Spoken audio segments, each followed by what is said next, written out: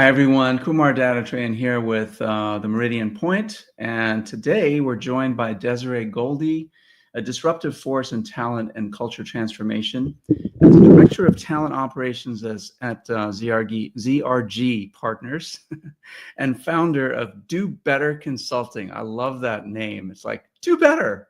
We can do better. We can help you do better. I love that. Desiree challenges traditional approaches to DEI and workplace culture. Her unique perspective combines data-driven insights with a focus on individual mindset change to create lasting organizational impact. So without further ado, here is Desiree joining me on stage. Thank you so much for joining us. So excited to be here. This has been a long time coming, and I'm so excited to be here. I can't imagine a better time to spend my time with you. No, thank you so much. I love the energy, and I love the name of your consulting company, Yes. Do Better Consulting. How did that come about? Oh my God. It's so funny. I didn't really fall into that, which is so funny because people think you like actually fall into the work, but I actually think I created the work, right? And how I crafted it was kind of like, oh my God, I don't think people are doing really good.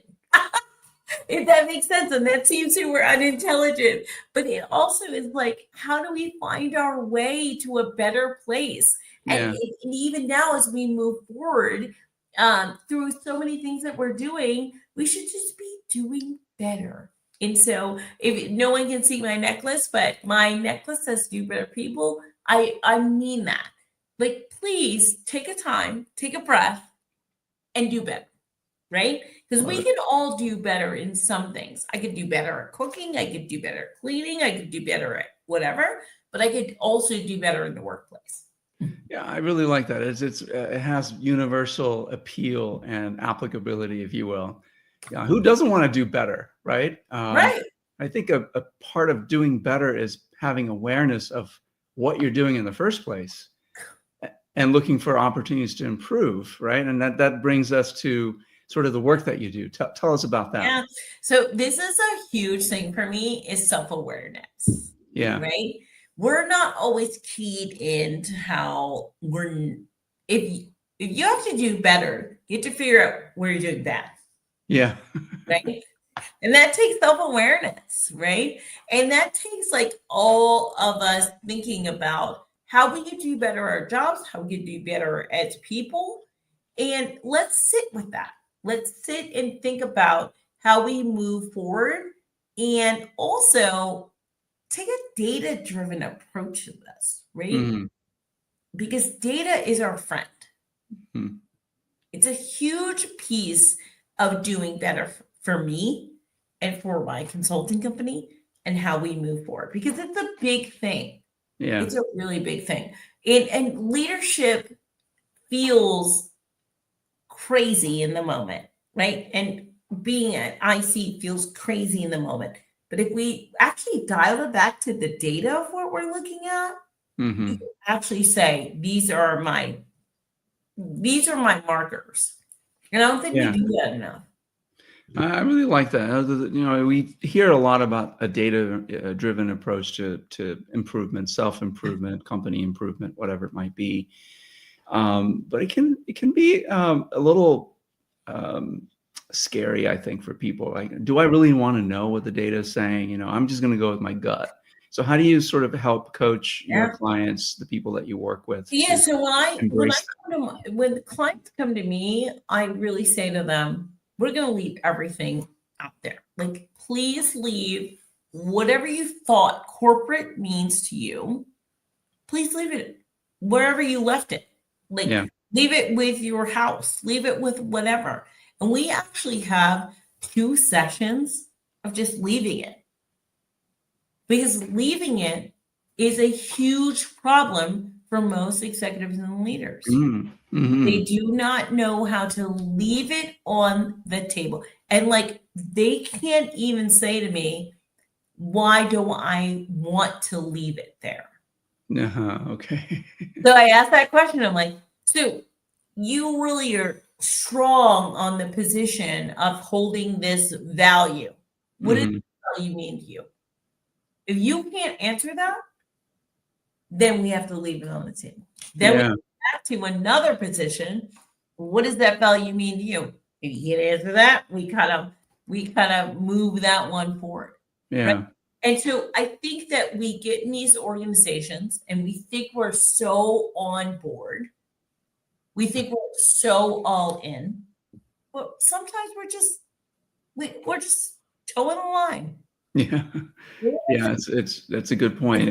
There's something that we do in as part of we call it the disruptor method. So this whole channel, this podcast is all about disruption and innovation, and love talking to people that have disrupted themselves. We're going to get to that about you in a second.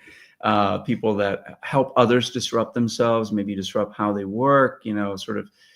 It's all about change, right? And embracing change, and for the good, not just for the sake of change, but for the better, so we can do better.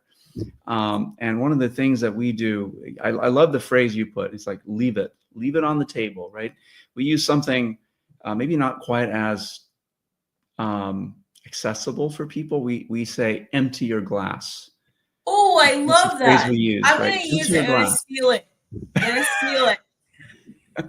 There's actually an episode we did on the podcast about emptying your glass, because people have a lot of biases, misconceptions, conceptions, whatever, in their heads, in their brains, about how they're supposed to act, how they're supposed to behave in this corporate world. Why do we have those? Like, I really want to, I almost want to like take it back and say, we have those biases because of society, right? Society has told us we need to do these like 1, 2, 3, 4, 5, right? I haven't. Like, my parents chose to bring me up as someone who went to college, did the thing, worked for a huge organization, and went through the motions. But I think that bias holds us up a little bit. Yeah. Right? And it fuels how we interview. It fuels how we do present work. It fuels our projects. It fuels everything that we're going to do. Yeah, it's funny. Corporate culture is sort of it's a interesting breeding ground, because we do things in corporate cultures that we wouldn't normally do. Right.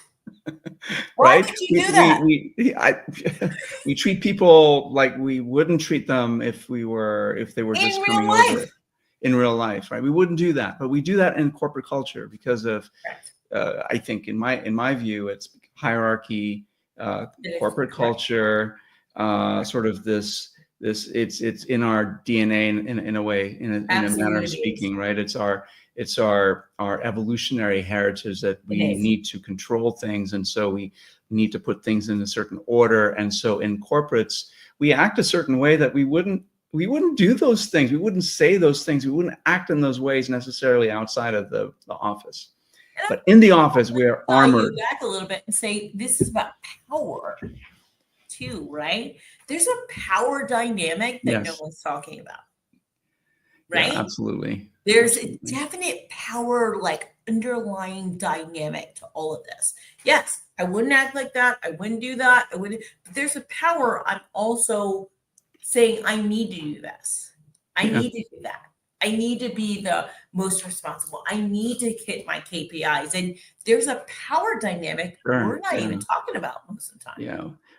I'm wondering, so in my experience, a lot of this comes up due to the reward models in corporate culture, right? How people are rewarded, promoted, given bonuses and all that stuff. And so it drives certain behaviors that are, frankly, in many cases, dysfunctional. What has been your experience in sort of changing that, or helping people change that? Yeah, so I always have this conversation when I'm doing sales recruiting, because this is the perfect understanding of how it's a broken down system, right? Mm-hmm. And I love sales recruiting. I love talking to salespeople because they're like my energy. You see, my energy is really vibrant, like it crazy in the room. But then we start to break down their KPIs. And we have to talk, and they're never talking to me about what actually is supporting that. Mm. Mm. right? They're sitting in the KPI. So how do we figure out how KPI meets culture? Yeah. And that is a really hard dynamic to figure out. What I want to say is that KPI meets culture if you have a leader that is somewhere being trained to build that culture. And I'm saying that what you're not having right now is that KPI versus culture. You're not having a leader can that bridge that because we're not training them to do it. Yeah, that's true. I mean, so when you talk about culture and the KPIs, they are largely disconnected because culture is so disconnected. Yeah, culture is largely built on supposedly the values of the company, right? What you see on the walls, but the KPIs don't reflect those. Absolutely not. Right? They're more about the hard numbers and things like that. They don't really reflect those. So there's definitely a disconnect. And I'm curious, how do you connect leaders with the values? So when I work with individuals, I say, how do you figure out what your morals and values look like? Yeah. What are they? I don't care what they are. Mine may be different than yours. I don't have to coach you on that. You tell me what you think your morals and values are. And then we break them down and how we do leadership, how we build inclusive teams, because that is the essential part. Every individual comes to this table with something. I'm trying to get at the root of something. So I get at the root of it. And so what is the root? Because that's an essential thing. So my friend always tells me, like, I'm the professional corporate coach a personal level because I dig into the personal because that's really important. We bring all the personal to this. We bring the essential things we should see in corporate, but we don't bring the personal. We always step back from the personal. And so when I work with individuals, I take them all the way back, right? Yeah. Before you even got a job, how did that happen? What made you get into this career? What was super important to you?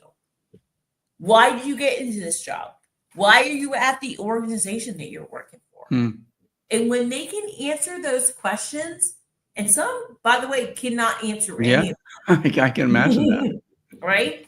They can't answer the first one. So if we can dissect how we got there, you're bound to know what the end result is. Yeah. Right. That's a good approach. So it is sort of, I think I haven't even followed my script, Desiree. I had all these questions.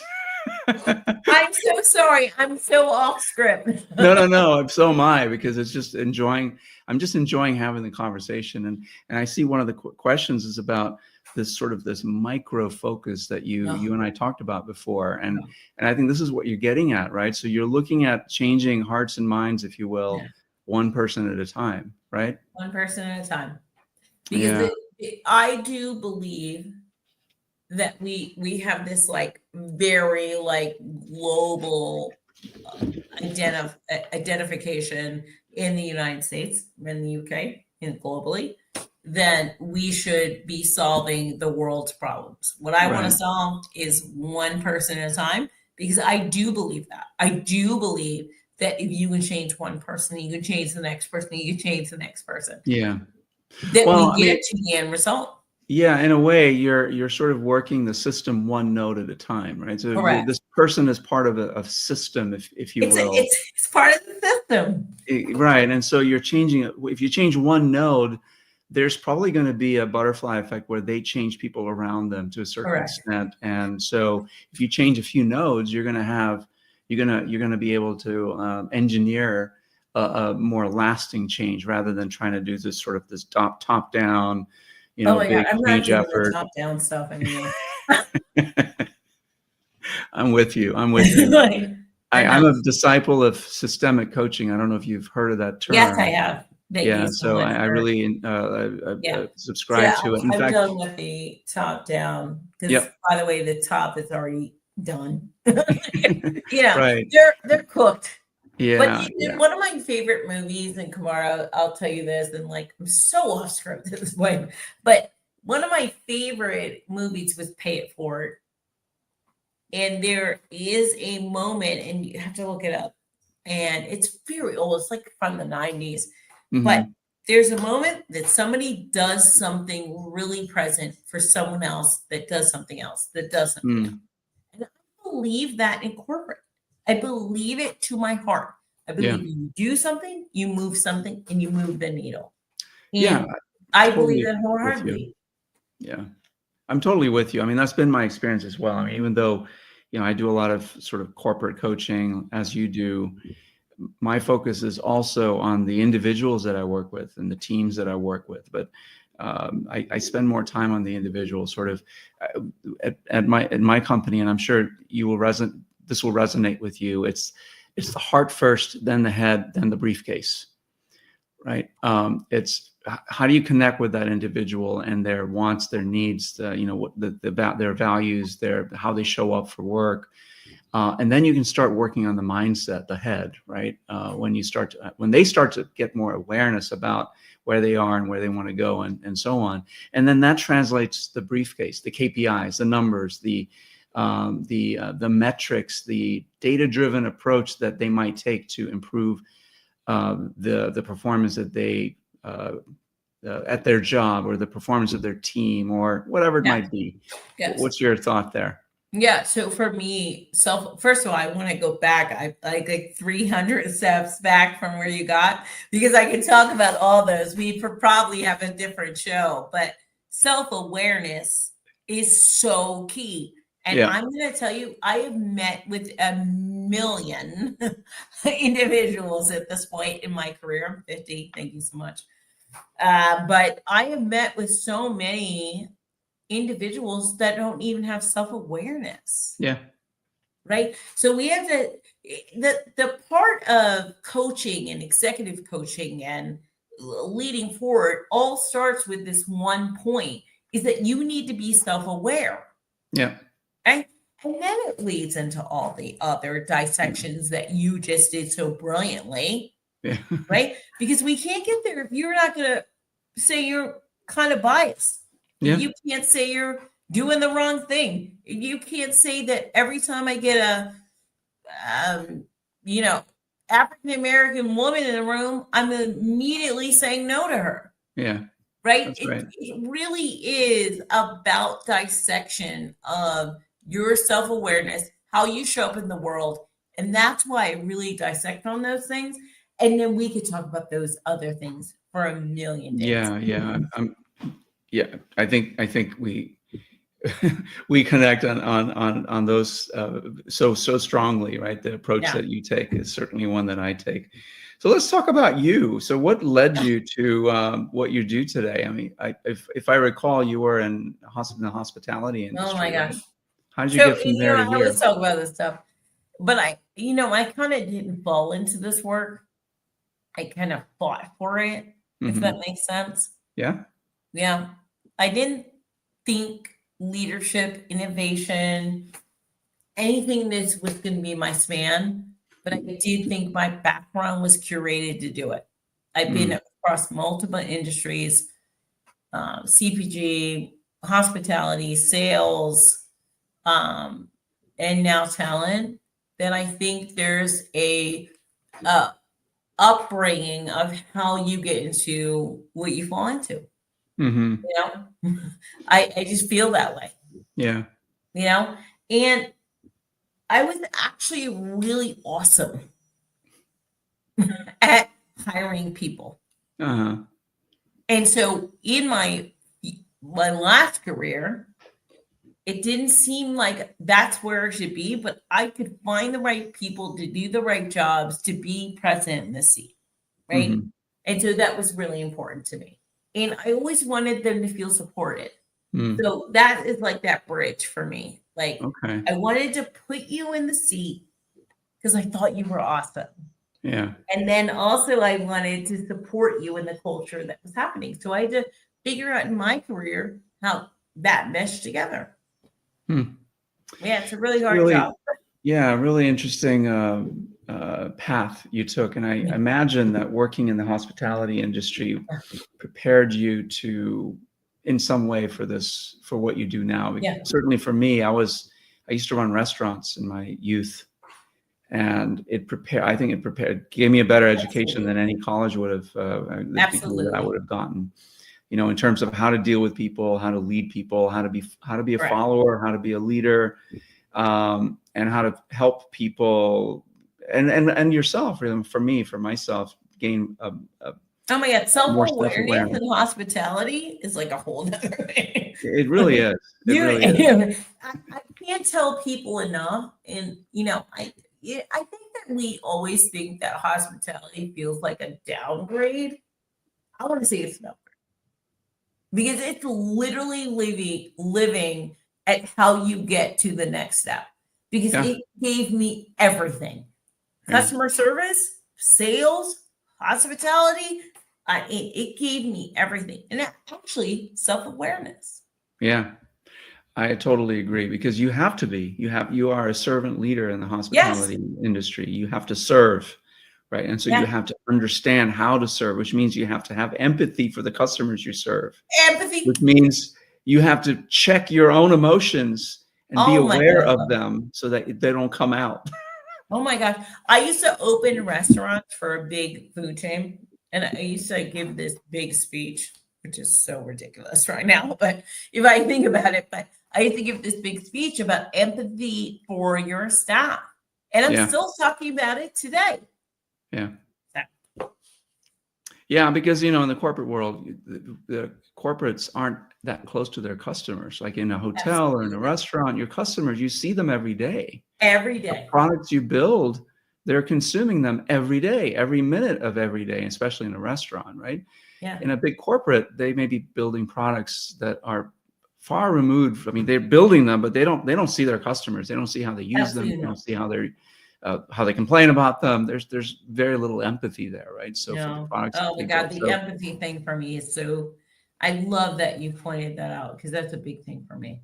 I mean, if we could have empathy, authenticity in everything that we did, because I feel like the hospitality industry taught me that.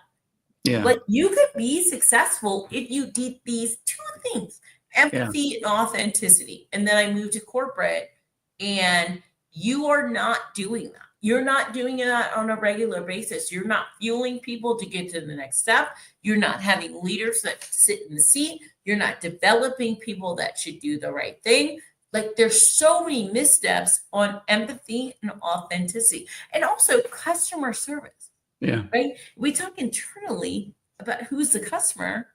The customer is your people. Yeah. It's a thing. Yeah. I'm with you. I'm with you there. Yeah, there's definitely lots of opportunity for us to ply our trade, because I mean there are a lot of dysfunctions out there, right? And so it's really trying to get people closer I also want to say I just don't hate to stop you, but I want to say that everybody talks about how the system is broken. I want to say that, it may be. How are you going to fix it? Yeah. Right. And I try to, but there are systems and processes and biases and things that are happening every day in this moment that we are having when we're talking about merit, when we're talking about all these things. Let's get to how you fix the system, because it's broken. Yeah.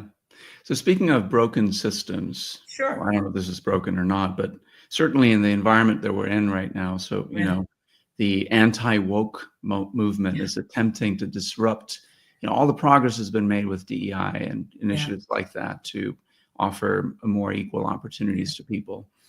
How can leaders sort of alter their approach to maintain whatever momentum was gained while this is a challenging situation, right? So especially for public organizations, right? Not privately held. Or nonprofits right now. Exactly. Yeah. I would love to give the best advice and say, go do this. Right. I don't think we're at a go do this moment because no one's allowing us to.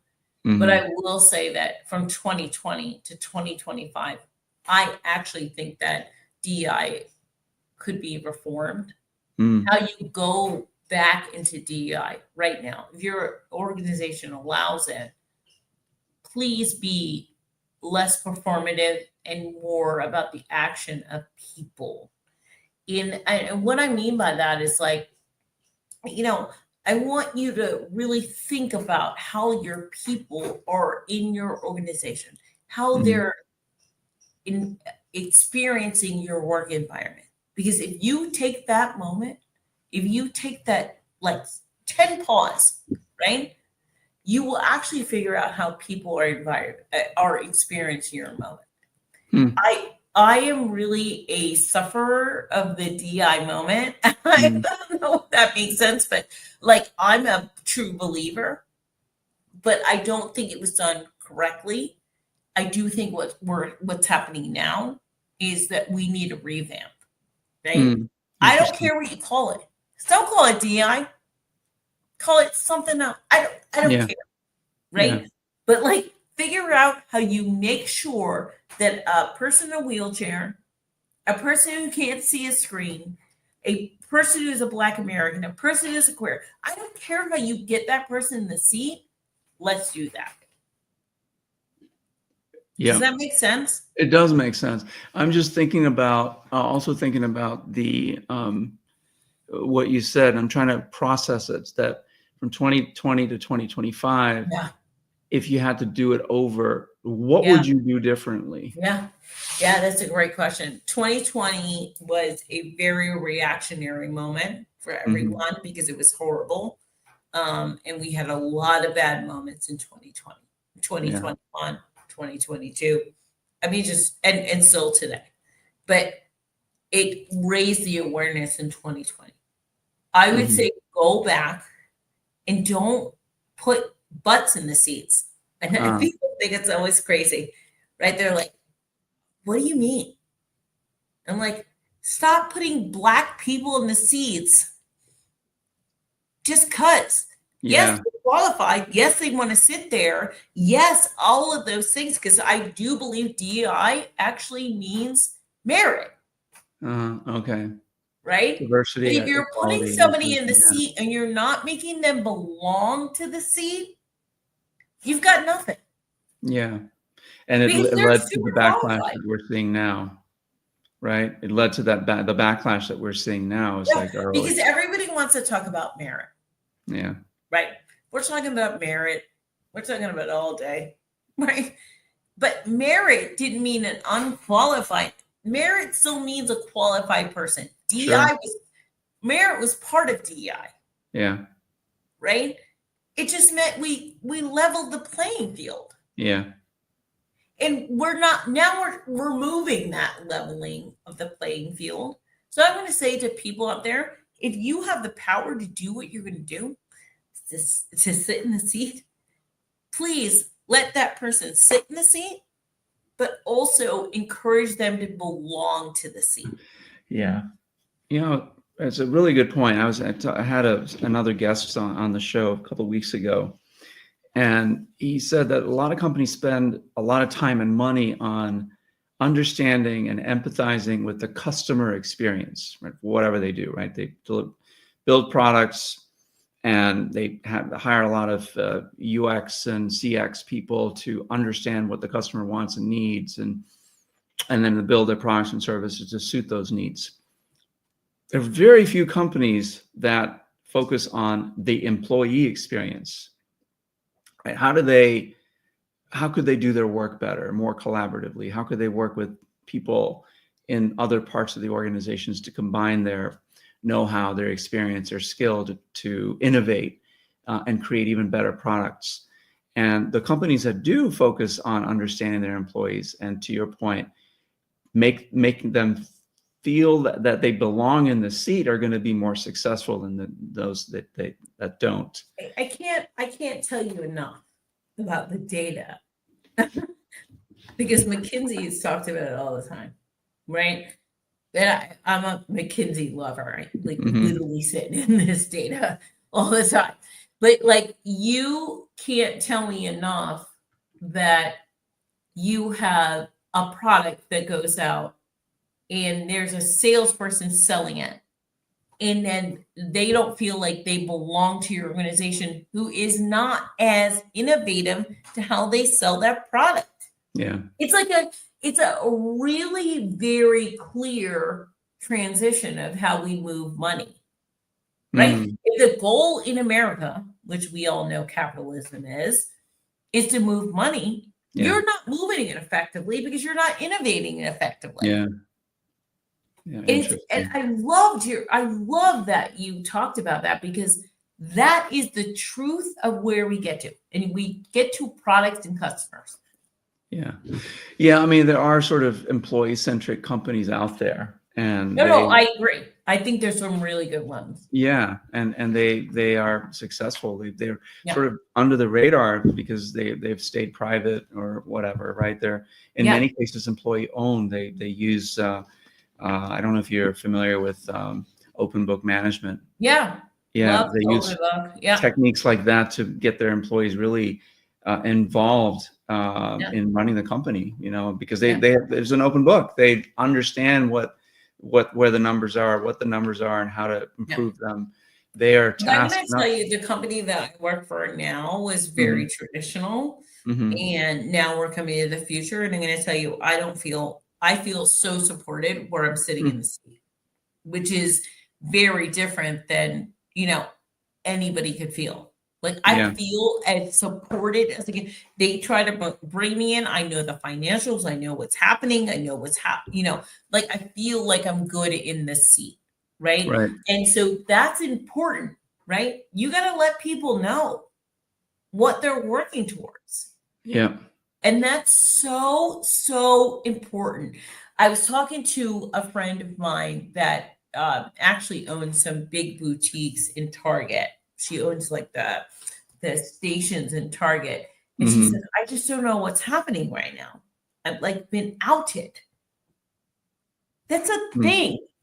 To feel outed from a major organization. Yeah. It feels ugly. It's not a good thing. It feels wrong. Yeah, it really does. All right, let's bring the focus back to this. I mean, we've covered a lot of topics, right? KPI, we've covered culture, we've covered leadership, we've covered self-awareness, empathy, and help me tie these all together. Help for the audience. Yeah. How would you tie these together? Yeah, because I think all of them are tied together, right? Yeah. Right. If you have great leadership, you have great empathy. If you have great empathy, you have great talent. If you have great talent, I could literally run the line of how this works together. But I do think it starts with how you train and coach your leaders, how you bring self-awareness to those leaders, and how you encourage empathy. I know it's a weird thing for people, right? It's a weird thing to understand how you coach somebody to do empathy, but it's actually a thing. And so how would you do that? Yeah. So I would sit with someone and like really dissect how they visualize themselves, how they visualize the world, how they visualize their organization, and figure out what they're sitting in the seat and doing. Yeah. Right? Because task and skills, I know we don't hold a lot of weight to that in the United States, but task and skills are huge. Yeah. Right? What do you have to do every day to get your job done? You're right. And then we break that down. That seems like a really solid approach, and it certainly resonates with me. There are people, and I would say that you'd have to build some kind of relationship before they open up and answer those questions. It takes time. Honestly, it takes time. Yeah. Yeah. But once you've broken through and you've made a connection with the heart, they're going to open up and tell you what their motivations are. And I'm going to tell you, I don't think it's as big as you think it is. I usually get to the second or third session and we're good. Yeah. And it's probably just a testament to you and your wonderful smile and your demeanor. Well, maybe, but I think that it's also because I think they're ready. Yeah. When they come to me, they're ready. They're ready to do the right thing or ready to do the next thing. Sure. I should say that. They're ready Yeah. to move on. No, I love that. So yeah, I think that for whoever is listening, if this type of coaching seems like it's something you want or need or you want to explore, then get in touch with Desiree, right? And we'll include the information in the show notes here so that you can bring her into the company and start to work, one heart at a time and then one head at a time. That's what I'm here for. One Yeah. heart, one head. Yeah. All right, I've got some fun questions to round out this interview. I'm ready. So you're an Austin native, right? I am not. I'm a You're not? Philadelphia native. But settled. But I am Austin 7 years. Okay. So what's your favorite thing about Austin culture? And then we'll shift to Philly. Oh my God. It's Same a little question. bit weird. It's a little bit crazy and it's hot. Yeah. So I moved. So everybody should know I've traveled the world. I've lived in 4 countries and I've lived all over the United States. But Northeast is kind of my favorite kind of attitude. But I moved to Austin just to be with the warm weather. Okay. So you like it there. You don't want. I love it. Tired of the Philly winters. Oh, I can't stand the snow and the weird things that happen with snow and the slush. No, thank you. No, thank you. Yeah. So you were in restaurants, right? Yes. What was the most innovative solution you implemented to fix a broken restaurant? Yeah. So I was a bar manager. So for many, many years, I opened and closed many, many restaurants. But the one thing that we had, I don't know if anybody knows it, but you can see the tops on the top of a liquor bottle that keeps the flies out. So that keeps the flies out of anything. By the way, any gnat or any fly that is looking is going to find that liquor bottle. But we instituted that in, I think, 1998. And we actually pushed that through. And it was part of the actual hospitality rules on the FDA. Very cool. Very cool. All right, one more. What disruption in your life has led to your greatest personal growth? Yeah, I'm going to say that for me, I got to I have 2. I'm going to give you 2. One was in college where I got out of college. I had a major in international business and marketing and a minor in Japanese. I went to Japan, came back, thought I was doing the greatest thing, worked for a company that I thought was doing the most amazing things and quit that job. Biggest disruption of my life. I actually walked out of that job. So that was really good for me. But young youth. And then the second I would say is that I figured out that hospitality couldn't be my answer. Couldn't be your answer. Tell me more. Yeah, so I couldn't figure out the answer to how to retire in hospitality. Yeah. Right? Like I'm old. I don't want to be on my feet all day. It was like it was getting to the point where I was like, I can't do this anymore. Yeah. And so that was a huge disruption for me. All the time underneath that was all the work I've always been doing, but it felt different at that point. Yeah. Right? I turned 38, I think 38. And I was like, oh, this feels different. Yeah, it's interesting. I got out of restaurants when I was 29 or 30. 38. Come on. Yeah. So that's quite a bit longer for me. I'd been in restaurants my whole adult life. Put myself through school. I was one of the youngest general managers. I love that. And I was pretty successful, but I gave it away because, like you, I couldn't see myself retiring, running a restaurant, or even. And I'm a foodie.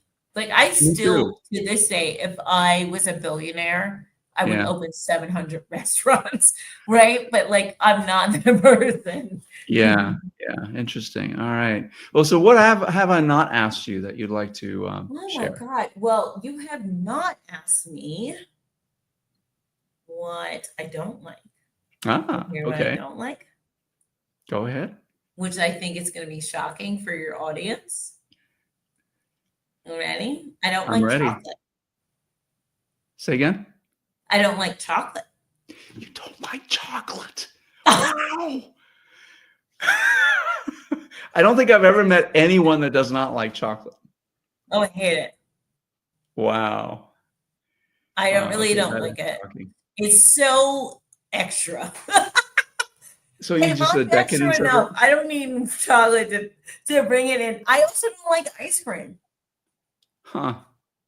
Yeah, it's a Interesting. very bizarre thing in my house because my partner loves chocolate and ice cream. Yeah. I mean, I I don't like, can't live I without actually chocolate. don't like sweets in general. Oh, interesting. Huh. Yeah, I know. It's like I'm a salty. Give me a big bag of Lay's. Like Yeah. I'm like that person. But I do think the other piece that was super fun. But I also think the thing that you didn't ask me, which is super impressive for me, is how leadership is evolving in the world of AI, Mm-hmm. right? Which I have opinions about that. I think that what we're about to see is a huge, really big moment about how you have to think about leadership, right? Mm. You can't judge them so much anymore in the written word. You can't think about their skills in an interview because we're about to have AI interviews. So how are you judging them? And how are they becoming leaders? Mm. That's Yeah, a big I would thing for me. say if you're open to it, I'd love to have you back on. We can have a Of conversation course. about that. Yeah. No. I think it's a big topic. I'm diving into it right now. I'm about to do a big conference with Mm-hmm. someone in Chicago Yeah. because this is the thing. How do we create leaders in AI? Because that's the thing. Because it's coming. It's by the way, it's already here. I'm sorry, it's not coming. Yeah. It's already here. I mean, I'm just dying to ask you questions, but I want to also respect the time and our audience's time. But let's schedule some time to talk about this because to me, Absolutely. leadership is a human quality and a human Oh, I would characteristic. love to talk about it and talk about how we dive into the future of what Yeah. leadership looks like. Yes. Yes. Let's do that. All right. So with that, thank you for watching. Thank you so much for being here, Desiree. It's been a really enjoyable conversation for me to sort of banter about these things that I'm so passionate about, and I found someone else that's equally passionate as me. So it's been great. I love it. It's been so exciting for me because I don't always get to talk to someone who knows my almost in my head. So I love it so much. Yeah, it's been a real pleasure. Hope you all enjoyed it, and come back again next week for another episode. And if you want to get a hold of Desiree, all her information is going to be in the show notes. So please do that. Thanks. Bye-bye.